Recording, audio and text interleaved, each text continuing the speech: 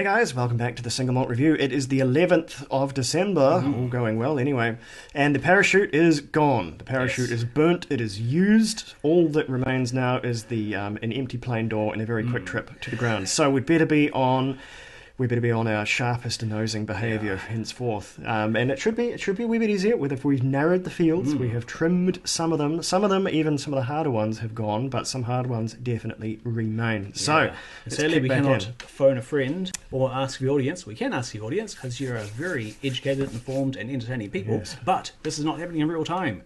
So it wouldn't help us. One day we'll do something live once I figure out that technology, and that'll be kind of a hoot. But live stream, anyway. live tasting. Okay, all right. So I'll do the pouring duty on this one.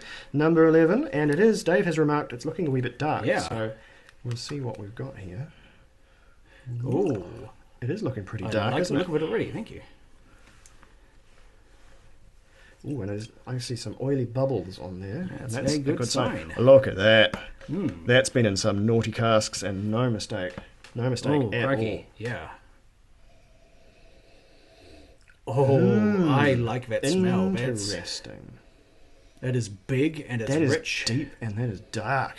It's chewy. It's drizzling with toffee and golden syrup, maybe molasses. There is absolutely golden syrup. This is a bit odd. This is a bit weird. There's also a curious mineral or slightly even astringent character to it. Something kind of... There's something... there's a slight sourness. Yeah, there's a tang. Something that's a little bit sharp under there. What is going on? I might have a thought about this, but I don't want to colour... I don't want to colour anything just yet. I think this is chocolate malt. I think this is chocolate malt. Yep, I'm getting that too. That's Think back to Archie Rose. Yeah, it's not as sweet or as sort of bitter coffee and black dark chocolate as the Archie Rose, I think. I think, at risk of sounding extremely silly, I think this almost has to be the chocolate malt. Let's just see what happens. With some water. Yeah, it's got there's thank you, a sort of rich stout bitterness to it, just some dark beer properties. Don't say stout. You make me think of the Irish. This Jameson and what it did to me. Oh, it was so good though. Yeah, this tastes quite young. This tastes maybe stronger than I think, or maybe stronger than it let on. I'd say that's definitively chill filtered. That did nothing. Right. It's quite dark, but if it's chill filtered, then it could be coloured as well. Yeah. I must say, it's been so long since I tried the Archie Rose. This could be it, and I simply would have gone into some finer details. The Archie Rose was so... I think the Archie Rose might have even been a bit darker. Yeah, it was quite so... a dark whiskey. I recall it being so richly chocolatey in a way. The Archie Rose was just like not even... That was almost unconfusable. That was so different. This one, I would have still been scratching my head had I not known there was chocolate malt, chocolate malt expression out there, and there was other people than Archie Rose doing it. Neither of us... You haven't tasted the Signet. What is the... Glenlivet Signature, was it? Signet is what we wrote down. Yeah, Signet. So that is their chocolate malt edition, and I've heard it's really, really good. I don't know much else about it. I'm not even sure that's reached New Zealand typically, but... There is a hint of, say, orange oil, which my brain associates with Glenmorangie, mainly probably because of just the association of a name. Oh, yeah, no, I get you. I was about to say, we've had the Glenmorangie, but no. This is the one case where a double up might be expected. All right. I'm trying to think what the safety pick would be. Yeah, the only other option was... what was it called?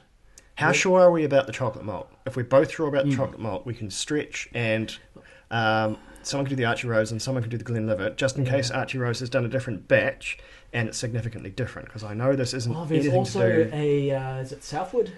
I know. I looked that one up. Yeah. It's a white. It's a flavoured one. That doesn't even have. That's not whiskey. That's a flavoured beverage. Damn, I thought it was a chocolate malt whiskey. No, the Southwood whiskey. Yeah. That's an infused thing. Okay, I think that's like infused on cocoa. Yeah, that's a white spirit. That would. Never mind. That's that'll teach me for making my internet research very hasty. Okay. So no, this really is only two on the board. Archie Rose and Signet. I think Signet is more likely just because that Archie Rose was so strange, and this one is a bit more normal. I'm not getting much Glenmorangie on this one at all, but Yeah, it could be something else. Obviously, there's so much whiskey out there we simply haven't heard of or haven't encountered, so it could be something else entirely. It could even be one of the increasingly inventive Irish expressions. Yeah. I think for the sake of sanity, I have to go with the Glenmorangie on this one. Okay. Just because if I cast the net wider, I'm in so uncharted territory. And I'm scratching my head for the safety pick because it could still be Archie Rose. Yeah. They could have done it again. So I think that might be a good number two if you want to cover the base there. Yeah, that's what I'm thinking, yeah. Okay. I will go for Archie Rose. Okay, and I've got the Glenmorangie with the signet, and I don't know what age it is. Yeah. Age unstated? I think it's no age statement. Okay, all right. Let's see. Oh, if this is... It's going to be one of these ones that's like, I'm pretty sure, but if it's wrong, we're really, really wrong. Before we do internet... Oh, hey, my goodness. It's the Central Otago. It's Lammermoor Double Cask Port Pinot. Wow. How interesting. Batch 7, 46%, and presumably coloured and chilled. Well, maybe not coloured. Port and Pinot Noir could absolutely do this to a whiskey. Okay. I'm gonna start bailing out now, Dave. Time me. Port and Pinot Noir give a hugely milk chocolate note on finish or total maturations. You give a really, really, really chocolatey dark chocolate as well thing going on. And I'm going to say that's my saving grace is why I was so wrong on that one. Yeah. I simply since there were so many unusual characters here.